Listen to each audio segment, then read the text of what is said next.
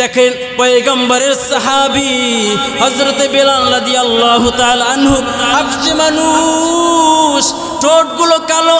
হাফসি মানুষ কেমন হয় জানেন? তাদের চেহারাটা এতই কালো, দেখতে ভালো দেখা যায় না, ঠোঁটগুলো মোটা মোটা হয়। কিন্তু বেলাল রাদিয়াল্লাহু তাআলা আনহু আল্লাহর কাছে এমন কামিয়াব অর্জন করেছেন যে বেলালের প্রশংসা আমার আল্লাহ করেছেন। মক্কা বিজয়ের পর কে দিবে মক্কা বিজয়ের আজান? কেউ ছিল না। আল্লাহ ঘোষণা করলেন মক্কা বিজয়ের আজান হবে আমার বেলালের কণ্ঠে।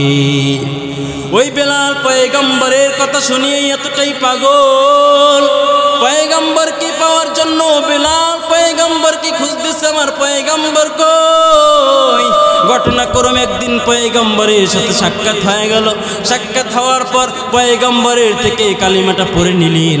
এখন শুধু বেলাল আহাদ আহাদ জিকির করতেছেন। বেলাল যখন এইভাবে আহাদ আহাদ জিকির করে, উমাইয়া ডাক দিয়া বলে, রে বেলাল তুমি কার জিকির করতেছো? বলে আমি আমার মালিকের জিকির করি। উমাইয়া মনে মনে ফুলছে, মনে করছে আমার মনে হয় জিকির করতেছে। উমাইয়া বলে, বেলাল জিকির চালায়া যাও, তোমার কাজ আমি আসান করে দিব, আমি তোমারকে বেতন বাড়াইয়া দিব। বেলালে জিজ্ঞাসা করল, রে উমাইয়া আপনি কেন আমার বেতন বাড়াইয়া দিবেন, কাজ সহজ করে দিবেন? বলি ইতিপূর্বে আমার যত গোলাম ছিল কেউ আমার গুণগান করে নাই, কেউ আমার জিকির করে নাই, তুমি করতেছো, তোমাকে এটা আমি বোনাস দিব। উমাইয়াকে ডাক দেয়া বলে, এরে উমাইয়া আমি আপনি যে মালিক, আমি আপনার জিকির করি না, আমি করি এমন এক মালিকের যিনি আপনারও মালিক আমারও মালিক, গোটা জাহানের যিনি মালিক আমার আল্লাহ, আমি আল্লাহর জিকির করি। উমাইয়ার মাথা গরম হয়ে গেল। এর বেলাল তুমিও কি মুহাম্মদের হাতে কালিমা পড়েছো? বেলাল বলে, আমি কালিমা পড়ে এখন একজন মুসলমান, ইসলামের একজন সৈনিক হয়ে গেছি। বেলালকে এরপরে কষ্ট দেওয়া হয়, বেলাল ফিরে না। পরামর্শে বসে গেল, বেঈমানরা সব এক জায়গায় হয়ে গেল। কিভাবে বেলালকে মুসলমানিত্ব থেকে ফিরানো যায়, মুহাম্মাদের থেকে কিভাবে ফিরানো যায়, তারা চিন্তা ভাবনা করলো। বেলালকে আগুনের ভিতরে ফেলা হবে, অথবা বেলালের পায়ে রশি লাগাইয়া পাগলা ঘোড়ার সঙ্গে যদি আমরা বেঁধে দেই, তাহলে দেখা যাবে বেলাল কষ্ট সহ্য না করতে পেরে বেলাল ছেড়ে দিবে, অথবা তার বুকের উপরে আমরা পাথর দিয়ে দিব, অথবা বেলালকে আমরা চাবুক দিয়ে আঘাত করবো। বেঈমানদের পরামর্শ ক্রমে ঠিক একই কাজ করলো। বেলালকে যখন আগুনের সামনে আনা হয়, বেলালকে ডাক দিয়ে বলতেছি, রে বেলাল তুমি কি ইসলাম ধর্ম ছাড়বা নাকি আগুনের ভিতরে পড়বা? বেলাল ডাক দিয়ে বলে, রে উমাইয়া বলো এই আগুন বেশি কঠিন নাকি জাহান্নামের আগুন কঠিন? এই আগুনে পুড়ে আমার জীবন যদি চলে যায়, মরার পরে আমার জন্য জান্নাত তৈয়ার, জান্নাত রেডি। আর যদি আমি এই আগুনের ভয় ইমানটাকে ছেড়ে দেই, আমার মৃত্যুতে একদিন হবে আল্লাহর জাহান্নামের আগুনের থেকেও কঠিন। এর উমাইয়া আমি আগুনকে ভয় পাই না, তোমাদের মন চাইলে আমাকে আগুনের ভিতরে ফেলে দাও। এরপরে বেলালকে আগুনের ভিতরে ফেলা হয়। বেলাল ডাক দিয়ে বলতেছে, এর উমাইয়া তোরা যত পারো আমাকে শাস্তি দে, এরপর আমি একটা মুহূর্তের জন্য কালিমা আমার জবান থেকে আমি অস্বীকার করতে পারবো না।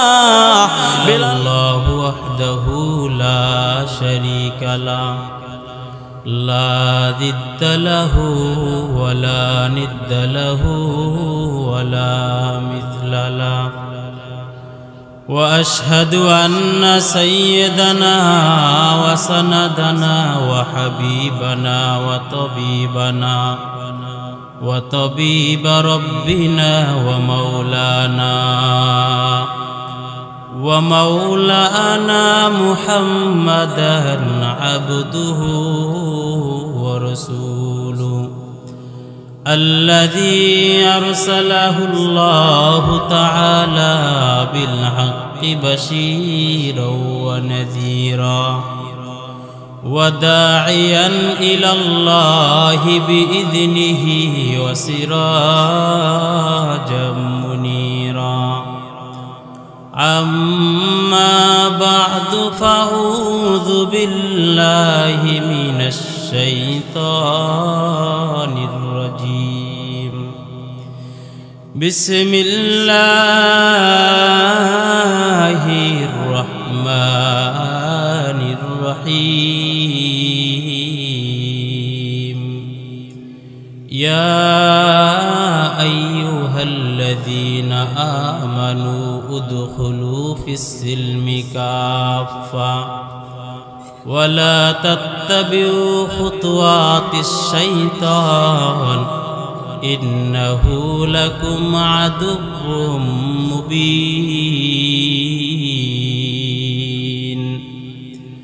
وقال رسول الله صلى الله عليه وسلم الإسلام أن تشهد أن لا إله إلا الله وأن محمدًا عبده ورسوله وتقيم الصلاة وتؤتي الزكاة وتصوم رمضان وتحج البيت إن استطعت إليه سبيلا أو كما قال النبي عليه الصلاة والسلام. সকলে দুরূদ পড়ি। اللهم صل على محمد وعلى آل محمد كما صليت على إبراهيم وعلى آل إبراهيم إنك حميد مجيد. اللهم بارك على محمد وعلى آل محمد كما باركت على إبراهيم وعلى آل إبراهيم إنك حميد مجيد. सूरज ने दिया अपने शुआओं को पैगाम, सूरज ने दिया अपनी शुआओं को पैगाम। दुनिया है अजब चीज कभी सुबह कभी शाम, दुनिया है अजब चीज कभी सुबह कभी शाम। दिन की सूरज डूब रही है हम लोगों की सामने, दिन की सूरज डूब रही है हम लोगों की सामने। रोज महशर का जवाब है मुस्तफ़ा की सामने, रोज महशर का जवाब है मुस्तफ़ा की सामने। सुब्हानका ला इल्म लना इल्ला मा अल्लमतना इन्नका अंतल अलीमुल हकीम। अल्हम्दुलिल्लाह। আল্লাহ পাক রব্বুল আলামিন দরবার অসংখ্য শুকর ও সুজুদ যে আল্লাহ পাক রব্বুল আলামিন আজকের শিরোয়াল উত্তর বহেরাতলা দক্ষিণ বহেরাতলার যুব সমাজ এবং মুসল্লিদের উদ্যোগে পঞ্চম বার্ষিক ওয়াজ মাহফিলে আমাদেরকে আসার বসার দিনই কিছু কথা আলোচনা করার এবং শুনবার মতো তৌফিক দান করেছেন। মহান রব্বুল আলামিনের দরবারে মহান নিয়ামতের শুকর আদায়ার্থে সকলেই জবান খুলে কালিমাতুশ শুকর আদায় করে আলহামদুলিল্লাহ।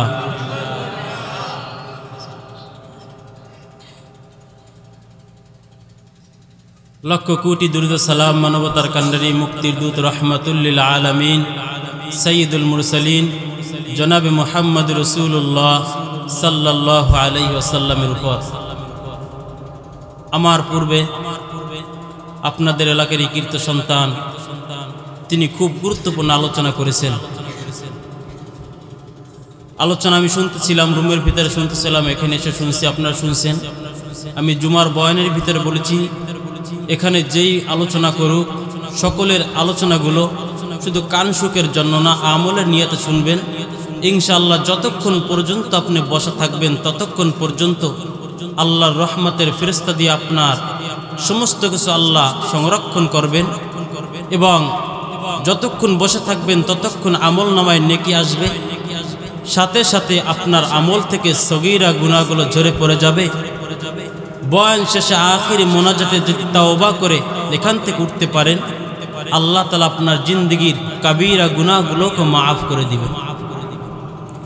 তো আমি যে আয়াতে কারিমা তেলাওয়াত করেছি, আল্লাহ পাক রব্বুল আলামিন ঈমানদারদেরকে ডাক দিয়ে বলতেছেন, কথাগুলো ভালো করে খেয়াল করবেন, না হয় বুঝবেন না। ঈমানদারদেরকে ডাক দিয়ে বলতেছেন, ইয়া আইয়ুহাল্লাযীনা আমানু উদখুলু ফিস-সিলমি কাফা, হে ঈমানদারেরা তোমরা পরিপূর্ণভাবে ইসলামের ভিতরে প্রবেশ করো। এখানে খেয়াল করা দরকার আল্লাহ কাদেরকে ডাক দিলেন আর কোথায় ঢুকতে বললেন। আল্লাহ ডাক দিলেন ঈমানদারদেরকে, হে ঈমানদারেরা তোমরা পরিপূর্ণ ইসলামের ভিতরে প্রবেশ করো। ঈমানদারদেরকে ইসলামের ভিতরে প্রবেশ করার জন্য আল্লাহ তাআলা ডাক দিয়েছেন। তাহলে ঈমানদার কাকে বলা হয় আর ইসলাম কাকে বলা হয়, ইসলামের ভিতরে কেন আল্লাহ ঢুকতে বললেন? আমরা জানি ঈমান অর্থ বিশ্বাস করা। ঈমান মূলত তিনটি কথার সমন্বয় হলো ঈমান। ইকরার বিল লিসান, তাসদিক বিল জিনান, আমাল বিল আরকান। এক নম্বরে জবানে স্বীকার করা, দুই নম্বরে এটা অন্তরে বিশ্বাস করা, তিন নম্বর যে কাজটা সেটা হলো যা আপনি জবানে স্বীকার করেছেন, অন্তরে বিশ্বাস করেছেন, এটা আবার কাজে পরিণত করা। তাহলে বুঝতে পারলাম ঈমানের তৃতীয় নাম্বার যেই শাখাটা রয়েছে সেটা হলো কাজের দ্বারা পরিণত করে দেওয়া, কাজে পরিণাম করা। তো আল্লাহ পাক রব্বুল আলামিন ঈমানদারদেরকে মুসলমান হওয়ার, ইসলামের ভিতরে প্রবেশ করার জন্য আহ্বান করলেন। তাহলে আমরা কোন জিনিসের প্রতি ঈমান আনব সেটাও আমরা সকলে জানি। এক নম্বর আমানতু বিল্লাহ, আল্লাহর উপরে, ওয়া মালাইকাতিহি ওয়া কুতুবিহি ওয়া রাসূলিহি ওয়াল ইয়াউমিল আখির ওয়াল কদরি খাইরিহি ওয়া শাররিহি মিনাল্লাহি তাআলা ওয়াল বা'থি বা'দাল মাউত। এক কথায় আল্লাহর উপর ঈমান আনব। দুই নম্বরে তার ফেরেশতাগণের উপর ঈমান আনব, তার কিতাব সমূহের উপর ঈমান আনব, তার রাসূলগণের উপর ঈমান আনব, আখিরাতের প্রতি ঈমান আনব, ভালো মন্দ আল্লাহ যা দিয়েছেন তাকদীরের প্রতি বিশ্বাস, ঈমান আনব। এরপরে হলো আখিরাতে মৃত্যুর পরে আবার পুনরায় যে জীবিত হয়ে আল্লাহর আদালতে দাঁড়াবো, ওই জিনিসের প্রতি ঈমান আনা। এগুলো ঈমান আনলাম, কিন্তু অন্তরে বিশ্বাস করলাম। তৃতীয় নাম্বার হলো সেটা কাজে প্রমাণ করতে হবে আপনি যে এগুলো প্রতি ঈমান এনেছেন, আপনি আল্লাহর প্রতি ঈমান এনেছেন, তাহলে আল্লাহ যা নির্দেশ দিয়েছে এগুলো আপনার মানতে হবে, আপনার আমলে আনতে হবে। এইভাবে প্রত্যেকটা কাজ রাসূলকে আপনি মানছেন, রাসূল যা বলছেন, রাসূল যে তরিকা দেখাইছেন সেটা আপনার মানতে হবে। দ্বিতীয় নাম্বার যে ইসলামের ভিতরে প্রবেশ করতে বললেন, ইসলাম অর্থ কি? আমরা অনেকে বলি ইসলাম অর্থ শান্তির ধর্ম। বিষয়টা আসলে এমন না। ইসলাম অর্থ শান্তির ধর্ম না, ইসলাম অর্থ আত্মসমর্পণ করা। হ্যাঁ, এ কথা চিরসত্য, ইসলাম এটা শান্তির ধর্ম। ইসলাম অর্থ শান্তির ধর্ম না, ইসলাম অর্থ আত্মসমর্পণ করা। তবে ইসলামই একমাত্র শান্তির ধর্ম। তো ইসলাম কাকে বলা হয়? ইসলামে তো আল্লাহ প্রবেশ করার জন্য নির্দেশ দিলেন, তাহলে ইসলাম কাকে বলা হয়? রাসূল করিম সাল্লাল্লাহু আলাইহি ওয়াসাল্লামের কাছে প্রশ্ন করা হইতেছে, ইয়া রাসূলুল্লাহ, ইসলাম কি জিনিস? রাসূল করিম সাল্লাল্লাহু আলাইহি ওয়াসাল্লাম বলেন, আল ইসলাম আন তাশহাদা আল্লা ইলাহা ইল্লাল্লাহ ওয়া আন্না মুহাম্মাদান আবদুহু ওয়া রাসূলুহু। এক নম্বরে এই সাক্ষ্য দেওয়া আল্লাহ ব্যতীত আর কোনো ইলাহ নাই, আর কোনো মাবুদ নাই। দুই নম্বরে রিসালাত এবং খতমে নবুয়তের সাক্ষ্য দেওয়া হযরত মুহাম্মদ রাসূলুল্লাহ সাল্লাল্লাহু আলাইহি ওয়াসাল্লাম তিনি আল্লাহ তাআলার রাসূল এবং আল্লাহ তাআলার একজন প্রিয় বান্দা। এরপরে কি? অতুকিমাস সালাহ ওয়া তুতিয়াজ যাকাত ওয়া তাসুমা রমাদান ওয়া তাহুজ্জাল বাইতা ইন ইসতাতা ইলাইহি সাবিলা। দুই নম্বরে যে কাজ সেটা হলো নামাজ কায়েম করবা। তৃতীয় নম্বরে কাজ যাকাত দেবা, রোজা রাখবা। তোমার বাইতুল্লাহ যাওয়ার মতো যদি সম্বল থাকে তাহলে তুমি বাইতুল্লাহ গিয়ে হজ পালন করবা। তাহলে বুঝতে পারলাম মোটামুটি যে ইসলাম এটা প্রথম যে শাখাটা সেটা হলো সাক্ষ্য, তাহলে মোটামুটি বুঝতে পারি ইসলাম এটা সাক্ষ্য ছাড়া পরিপূর্ণ হয় না। অনুরূপভাবে এটাও আমরা বুঝতে পারি ইমানের যে তৃতীয় নাম্বার যে কথাটা বলেছিলাম আমলে পরিণত করা, এটা আমরা বুঝতে পারি যে ইমানের তৃতীয় নাম্বার যেই জিনিসটা সেটা হলো কাজে পরিণত করা। তাহলে বুঝতে পারি মোটামুটি ইমান ইসলাম ছাড়া পরিপূর্ণ না এবং ইসলাম ও ইমান ছাড়া পরিপূর্ণ না। তো ইসলামের ভিতরে প্রবেশ করতে হলে আপনার কাজ করতে হবে। তো পয়গম্বর আরবি সাল্লাল্লাহু আলাইহি ওয়াসাল্লাম এই কথা বলেছেন যে ইসলামের মূল ভিত্তি হলো 5টি। একজন মুসলমান যদি হই তাহলে মুসলমান হইলে মুসলমানের স্লোগান, মুসলমানের কথাবার্তা কেমন হওয়া দরকার সেটাও আল্লাহ কুরআনে বলে দিয়েছেন। ইন্না সালাতি ওয়া নুসুকি ওয়া মাহইয়ায়া ওয়া মামাতি লিল্লাহি রাব্বিল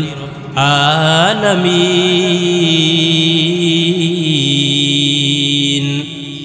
মুসলমানি বুয়াদ গরদন নিহাদান এনানে খুতবা দস্তি খাজাদাদান গরবা সুরত আদমি ইনসাবুদে আহমদ বু জাহলু হামেক সাবুদে। আপনি একজন মুসলমান, আপনার স্লোগান হবে আমার নামাজ, আমার রোজা, আমার হজ, আমার যাকাত, আমার বেঁচে থাকা, আমার মরে যাওয়া।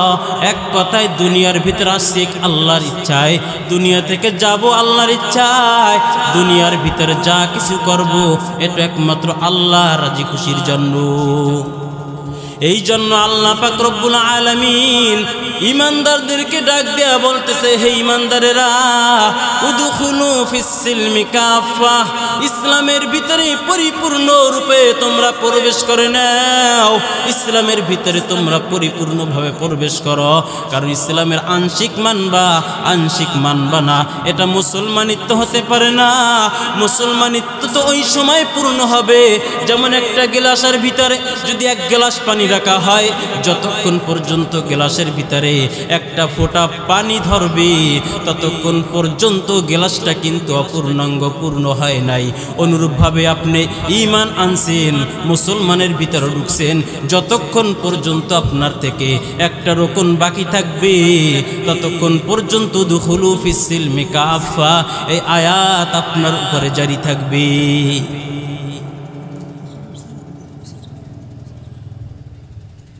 প্রধান বক্তা আজকের যার উদ্দেশ্যে এখানে আয়োজন করা হয়েছে তিনি চলে আসছেন আমাদের মাঝে। আপনারা সকলে বসে থাকবেন, যারা এদিক সেদিক ঘোরাফেরা করতেছেন তারাও মাঠে চলে আসেন। ইনশাআল্লাহ তিনি ঠিক সময় স্টেজে চলে আসবেন এবং আপনাদের সামনে বয়ান করবেন। তো যে কথা বলতেছিলাম, আল্লাহ পাক রব্বুল আলামিন বান্দাদেরকে, ইমানদারদেরকে মুসলমান হওয়ার আহ্বান করতেছেন। একজন খাঁটি মুসলমান তো ওই সময় হবে। এরে বান্দা, আল্লাহ তাআলা কেন মুসলমান হওয়ার জন্য বললেন? আপনি ঈমান আনছেন, নামাজের প্রতি ঈমান আনছেন, আপনি নামাজের ঈমানদার। রোজার প্রতি ঈমান আনছেন, আপনি রোজার ঈমানদার। আপনি হজের প্রতি ঈমান আনছেন, আপনি হজের ঈমানদার। আপনি যাকাতের প্রতি ঈমান আনছেন, আপনি যাকাতের ঈমানদার। এই জন্য আল্লাহ পাক রব্বুল আলামিন বান্দাদেরকে পরিপূর্ণ মুসলমান হওয়ার আহ্বান করলেন। এরে বান্দা, মুসলমান কোন সময় হইবা? যখন এইগুলা কাজে পরিণত করবা তখন একজন খাঁটি মুসলমান হয়ে যাবা। এই জন্য যেই বান্দা নামাজ পড়ো না, নামাজ পড়িয়া মুসলমান হও। বান্দা রোজা রাখো না, রোজা রাখিয়া মুসলমান হও। বান্দা হজ করো না, হজ করিয়া মুসলমান হও। বান্দা যাকাত দাও না, যাকাত দিয়া মুসলমান হও।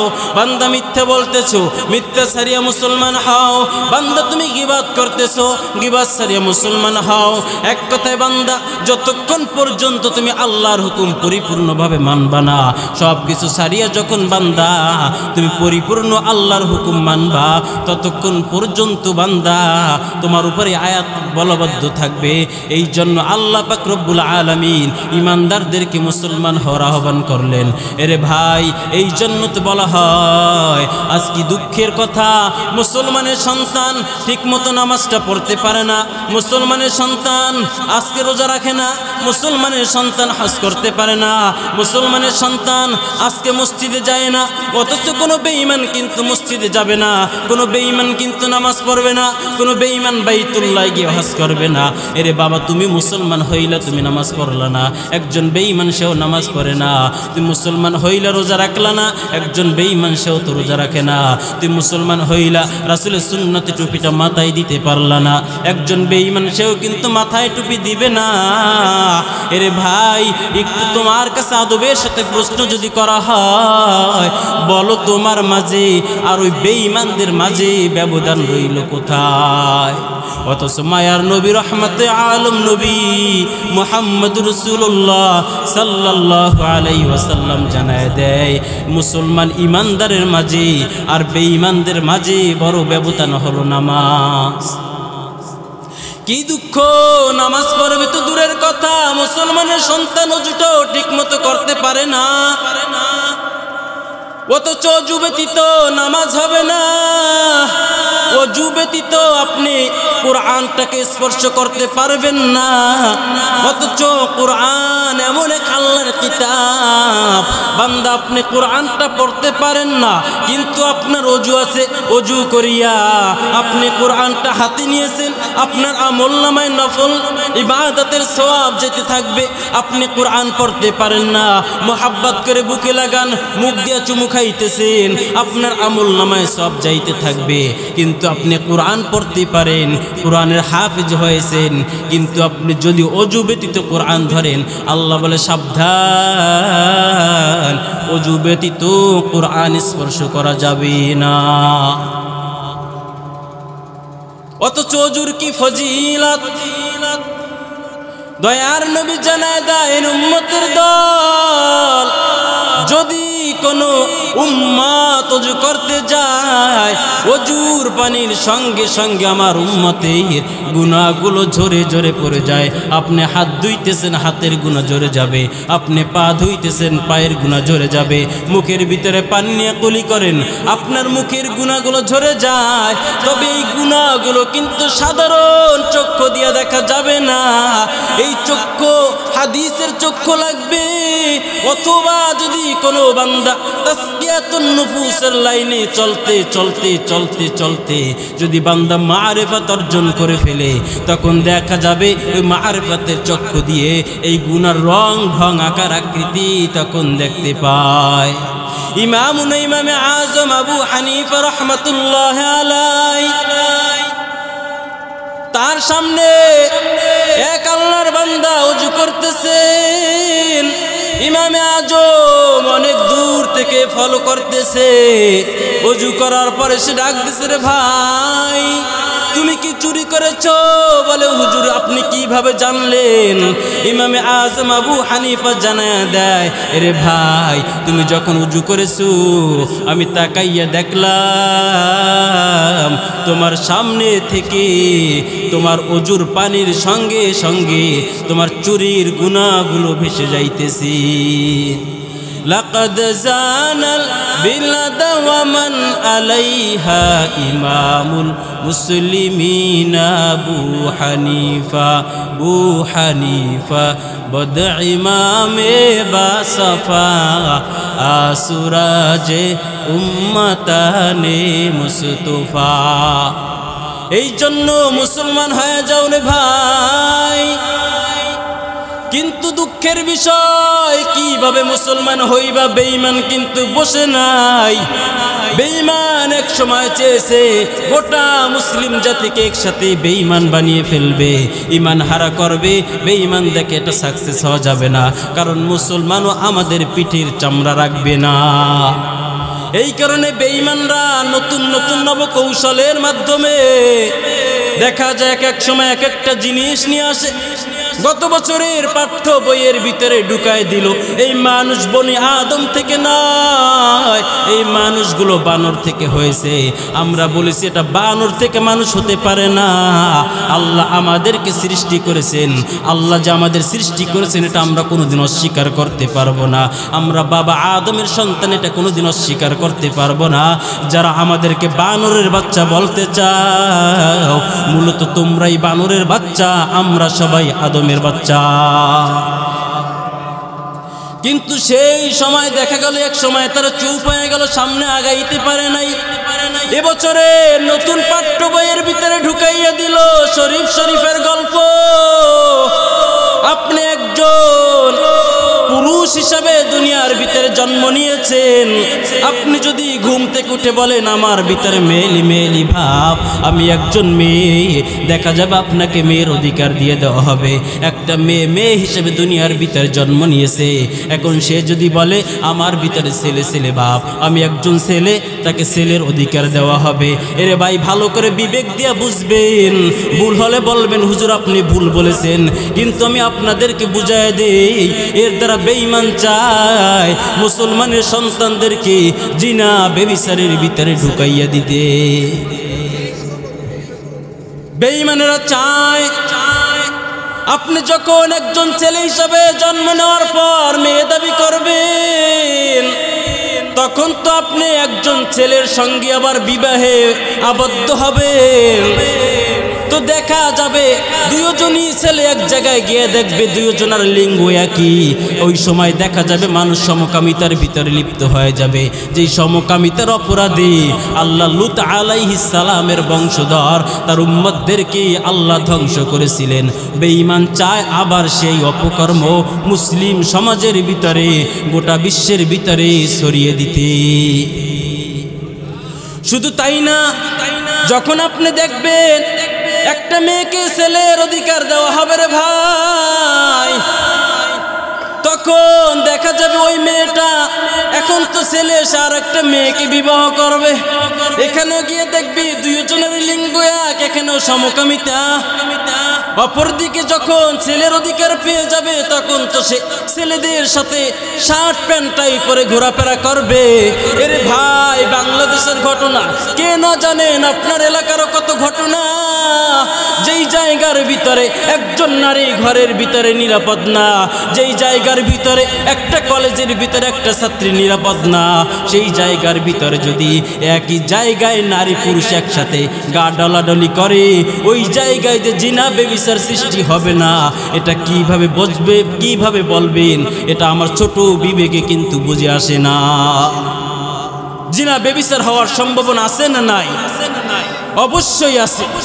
বেঈমান চায় কলা কৌশলে ঢুকাইয়া দিতে, একবারে ঢুকাইতে পারো ভয়, কারণ মুসলমান ওদের ছেড়ে দিবে না। এই জন্যই তো বলি ভাই, উদখুলু ফিস সিলমি কাফা, আপনি একজন পরিপূর্ণ মুসলমান হয়ে যান। আল্লাহ তাআলা বলেন, ইয়া আইয়ুহাল্লাযীনা আমানুত্তাকুল্লাহ হাক্কা তুকাতিহি ওয়া লা তামুতুন্না ইল্লা ওয়া আনতুম মুসলিমুন।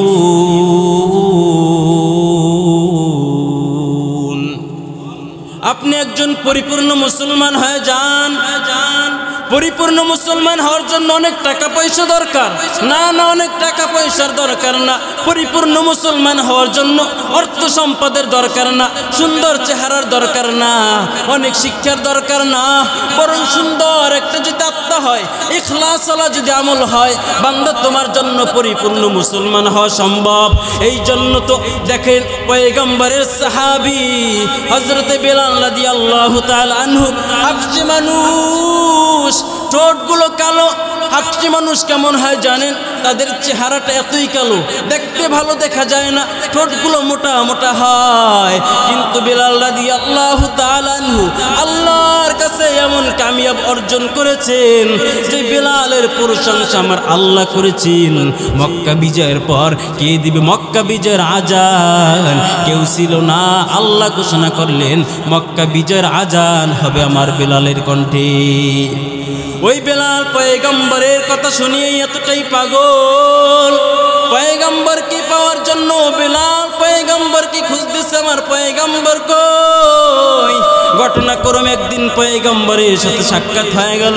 সাক্ষাৎ হওয়ার পর পয়গম্বরের থেকে কালিমাটা পড়ে নিলেন। এখন শুধু বেলাল আহাদ আহাদ জিকির করতেছেন।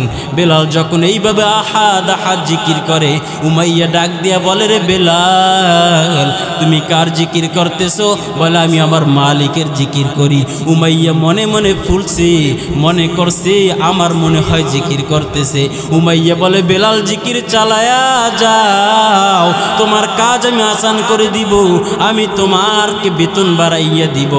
বেলালে জিজ্ঞাসা করল, রে উমাইয়া, আপনি কেন আমার বেতন বাড়াইয়া দিবেন, কাজ সহজ করে দিবেন? বলি, ইতিপূর্বে আমার যত গোলাম ছিল কেউ আমার গুণগান করে নাই, কেউ আমার জিকির করে নাই, তুমি করতেছো, তোমাকে এটা আমি বোনাস দিব। উমাইয়াকে ডাক দেয়া বলে, এরে উমাইয়া, আমি আপনি যে মালিক, আমি আপনার জিকির করি না, আমি করি এমন এক মালিকের, যিনি আপনারও মালিক আমারও মালিক, গোটা জাহানের যিনি মালিক আমার আল্লাহ, আমি আল্লাহর জিকির করি। উমাইয়ার মাথা গরম হয়ে গেল। এর বেলাল, তুমিও কি মুহাম্মদের হাতে কালিমা পড়েছো? বেলাল বলে, আমি কালিমা পড়ে এখন একজন মুসলমান, ইসলামের একজন সৈনিক হয়ে গেছি। বেলালকে এরপরে কষ্ট দেওয়া হয়, বেলাল ফিরে না, পরামর্শে বসে গেল, বেঈমানরা সব এক জায়গায় হয়ে গেল।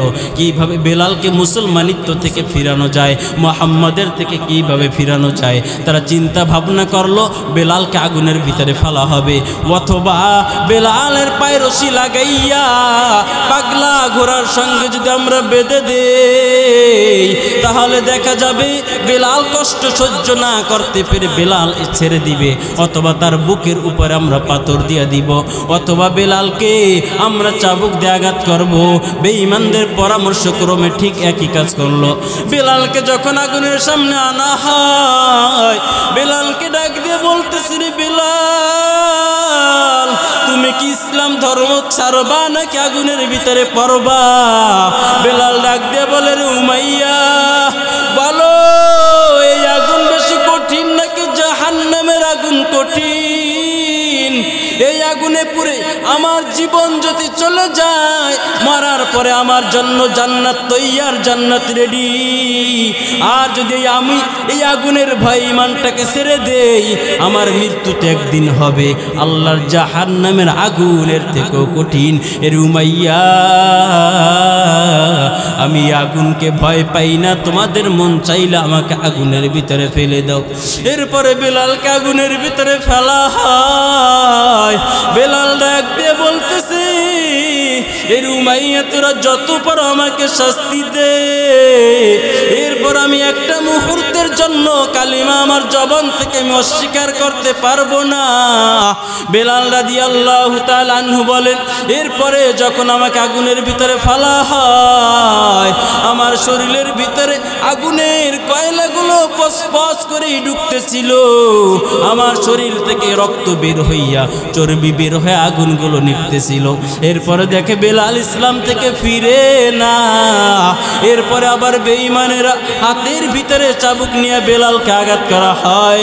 বেলালকে বারবার যখন আঘাত করে, বেলালকে আঘাত করার পর বেলাল রাদিয়াল্লাহু তাআলা আনহুকে একের পর এক আঘাত করে, আঘাত করতে করতে করতে করতে একজন ক্লান্ত হয়ে যায়, পালা করে মার একজন আসে, দেখে বেলাল ফিরে না। এরপরে মরুভূমির রোদের ভিতরে নিয়া বেলালের বুকের উপরে পাথর দিয়ে চাপা দেওয়া হয়। বেলালকে পাগলা ঘোড়ার সঙ্গে বেঁধে দেওয়া হয়। বেলালের চামড়াগুলো পাথরওয়ালা জমিনে চিরে চিরে উঠে যায়। বেলাল রাদিয়াল্লাহু তাআলা আনহু কান্না করতেছেন। বেলালের পর জবান থেকে শুধু হাদ হাদ বলতেছেন। ওই রাস্তা দিয়ে একবার আবু বকর রাদিয়াল্লাহু তাআলা আনহু যাইতেছেন, এমন সময় দেখে তাকে কষ্ট দেওয়া হয়। আবু বকর ডাক দিয়ে বলে, রে বেলাল, তুমি একটু ধীরে ধীরে আল্লাহর জিকির করো, হতে পারে বেঈমান তোমার জিকির না শুনলে তোমার শাস্তিটা একটু কমায় দিতে পারে। বেলাল কিছুই বললেন না। আবু বকর চলে গেলেন। ফেরার পথে দেখে বেলাল চিৎকার মেরে বলতেছে, হাদ হাদ। আবু বকর ডাক দিয়ে বলে, রে ভাই, তোমাকে বললাম একটু তুমি আস্তে আস্তে জিকির করো।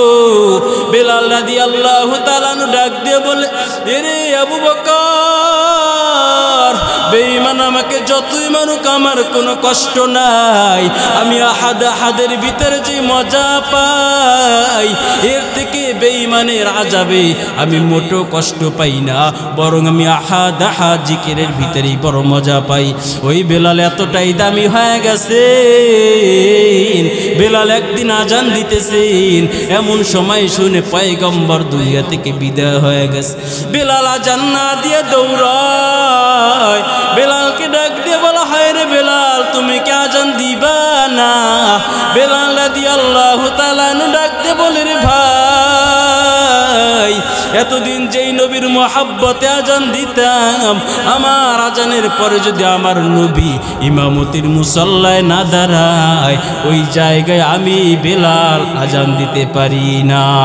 এক পর্যায়ে জানেন বেলাল রাদিয়াল্লাহু তাআলা আনহু কষ্টে সহ্য করতে না পেরে মদিনা থেকে বেলাল রাদিয়াল্লাহু তাআলা আনহু চলে গেলেন। মদিনা থেকে যাওয়ার পর পয়গম্বর স্বপ্নে দেখায় দিলেন, এরে বেলাল, আমি যখন দুনিয়াতে নাই তুমি কি আমার রওজার পাশে আসতে পারো না? রে বেলাল। বেলাল রাদিয়াল্লাহু তাআলা এর পরে মদিনায় আসলেন। মদিনায় আসার পর বেলালকে দেখে ছোট্ট ছোট্ট বাচ্চাগুলো দৌড়ায়, আর বাড়িতে গিয়ে আম্মুকে ডাক দিয়ে বলে, আম্মু ও আব্বু, দেখছি বেলাল মদিনার অলিগলিতে হাঁটতেছে, আপনি একটু বলুন আমার নবীও কি এখন মদিনার ভিতরে আসবেনি? নবীর জন্য এত পাগল হয়ে গেল যে বেলালকে দেখার পর আমার নবীর কথা পর্যন্ত স্মরণে আসে। ওই বেলাল এতটাই দামি হয়ে গেলেন, বেলাল রাদিয়াল্লাহু তাআলা আনহুকে এরপরে গিয়ে আজান দিতে দেওয়া হয়। বেলাল বলে, না আমি আজান দিতে পারবো না। যত সাহাবী বলে কারো কথা মানে না। এক সময় হাসান হুসাইন গিয়ে বলল, এখন তো আর আপনাকে নবী এসে রিকোয়েস্ট করবে না, কিন্তু আমি তো পয়গম্বরের আদরের নাতি, আমি আপনাকে বললাম আপনি একটাবার আজান দেন। আমরা তো আর নবী পাবো না, তবে নবীর যুগের আজানটা তো একটু পাইতে পারি। বেলাল রাদিয়াল্লাহু তাআলা আজান দেওয়ার জন্য রওনা। বেলাল রাদিয়াল্লাহু তাআলা আনহু আজান দিতেছেন। আজান দিতে গিয়ে যখন বললেন, আশহাদু আন্না মুহাম্মাদার রাসূলুল্লাহ, বেলাল রাদিয়াল্লাহু তাআলা আনহু বেহুশ হয়ে জমিনের ভিতরে পড়ে গেলেন। বেলালের চক্ষু দিয়ে পানি পড়তেছে। বেলালের হুঁশ ফেরার পর বেলালকে জিজ্ঞাসা করা হয়, এরে বেলাল তুমি কেন এই আজান দিতে গিয়ে বেহুশ হয়ে পড়ে গেলা? বেলাল রাদিয়াল্লাহু তাআলা আনহু কান্না করে আর বলে, রে ভাই, আমি যখন নবীর যুগে আজান দিতাম, আজান দেওয়ার সময় আমি তাকাইয়া দেখতাম আমার নবী মেম্বার থেকে আমি বেলালের দিকে তাকাই, মুস্কি মুস্কি হাসে। আজকে যখন আজান দিলাম আমি দেখলাম আমার নবী মেম্বারে নাই, খালি মেম্বার দেখে আমি সহ্য করতে পারি নাই। ওই নবীর মোহাব্বতে আমি বেহুশ হয়ে পড়ে গেলাম। এরে ভাই, কেমন সেই বেলাল এত দামি হয়ে গেলেন। বেলালের টাকা পয়সা বাড়ি গাড়ি কিছুই ছিল না। বেলাল শুধু একটা সুন্দর আত্মা নিয়ে আসছেন। এজন্য আল্লাহ তাআলা জানায় দিছেন, ইয়াউমা লা ইয়ানফাউ মালু ওয়ালা বানুন ইল্লা মান আতাল্লাহা বিকলবিন সালিম। ওই হাসরের ময়দানে আপনার জান মাল, আপনার আত্মীয় সম্পদ কোনো কিছু আপনার কাছে আসবে না। শুধু ওই হাসরের ময়দানে যদি আপনার পরিশুদ্ধ একটা অন্তর থাকে, একটা আত্মা থাকে, ওই পরিশুদ্ধ আত্মা দিয়েই জান্নাত পাওয়া সম্ভব হবে। এই জন্য ভাই, মুসলমান হইলাম, মুসলমানের ঘরে জন্ম নিলাম, সব কিছু পাইলাম, আখির নবীকে আমরা একজন আমাদের নবী হিসাবে পেয়ে গেলাম। সব কিছু পাওয়ার পর আমরা যদি দুনিয়া থেকে বিদায় নিয়ে চলে যায় আর যদি পরিপূর্ণ মুসলমান না হয়ে কবরে যাই, ওই কবর আযাব কিন্তু বড় কঠিন। এই জন্য কবরের কথা বারবার চিন্তা করেন। আল্লাহ তাআলা বলেন, ইয়া আইয়ুহাল্লাযীনা আমানুত্তাকুল্লাহ হাক্কা তুকাতিহি ওয়া লা তামুতুন্না ইল্লা ওয়া আনতুম মুসলিমুন। আল্লাহ তাআলা জানায় দিলেন, আল্লাহকে পরিপূর্ণভাবে ভয় করো এবং একজন পরিপূর্ণ মুসলমান হও। পরিপূর্ণ মুসলমান না হইয়া বান্দা মৃত্যু বরণ করিও না।